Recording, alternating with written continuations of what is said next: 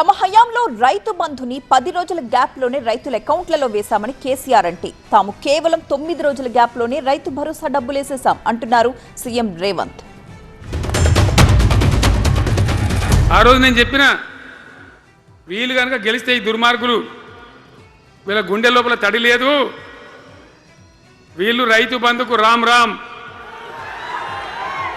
దళిత బంధుకు జై భీమ్ అయిందా? అట్లే ఇది ఒక్కతే ఆపకేసే రైతు బంధు నెలకొకిస్తా, ఎకరానికా అంటే 2 నెలలకు ఒక ఎకరానికి అంతేనా? 6,000 వేసినాం మా అంతా సిపాయిలని బొచ్చగొట్టుకుంటారు. ఆనాడు ఎట్లా పడేది రైతు బంధు? 10 రోజుల గ్యాప్లో మొత్తం రైతులకు వచ్చేసేది. టంగ్ మన సెల్ ఫోన్ మోగుతుండే, మంచిగా టింగున పోయి బ్యాంకుకి వెళ్ళి తెచ్చుకుంటుండే. ఎక్కడ పోయా మరి?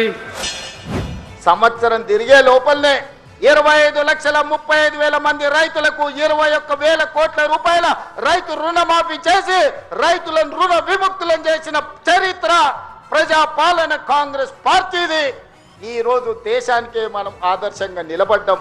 మిత్రులారా, ఇవాళ ఆనాడు చెప్పిన మాటలు కాదు, చెప్పినవే అదే విధంగా ఈనాడు రైతు భరోసా పథకం 9 రోజుల్లో 9,000 కోట్ల రూపాయలు పోయినసారి రైతు ఖాతాల్లో వేసి తుమ్మల నాగేశ్వరరావు గారి అధ్యక్షతన రైతులకు రైతు భరోసా వేసినాం. ఈనాడు కూడా రైతు భరోసాలో భాగంగా మొదటి విడతగా 3,500 కోట్లు, రెండవ విడత 2,200 కోట్లు, మొత్తం 5,700 కోట్లు ఈరోజు రైతుల ఖాతాలో రైతు భరోసా వేసి వచ్చే నెలలో ఇంకా 3,300 కోట్ల రూపాయలు రైతు భరోసా పథకంలో భాగంగా 9,000 కోట్ల రూపాయలు ఇవాళ రైతుల ఖాతాలో వేసి రైతుల కళ్ళల్లో ఆనందం చూడాలి.